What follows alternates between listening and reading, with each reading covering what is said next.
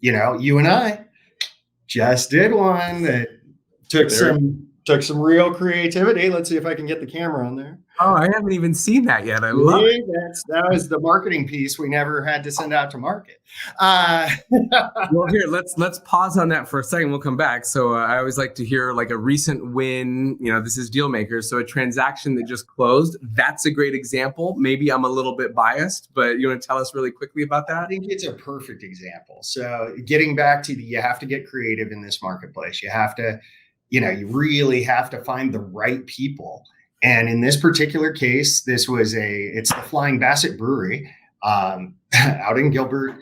It was an amazing idea 3 years ago. New startup, a pilot and his wife, they wanted to brew. It is a full brewery.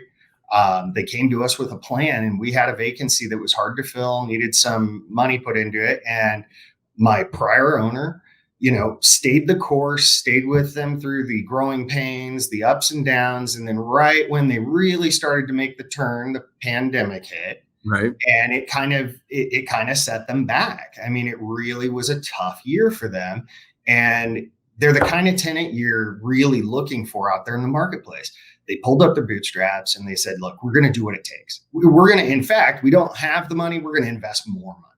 We're going to put in a canning line. We're going to do all these things. But then when my owner shows up January 15th, 16th and says, in all honesty, hey, we are focusing more on our construction company and we're out of state and we're not there. We want to reposition. They're not running from this for any reason. They're moving assets. I'm selling 3 other buildings for them. They're getting out of kind of retail. Do you have anybody who would be good match for this? And, my first thought is, oh yeah, that's going to be super easy because, everybody wants something that shows that it's been a real rough road. Hey, right.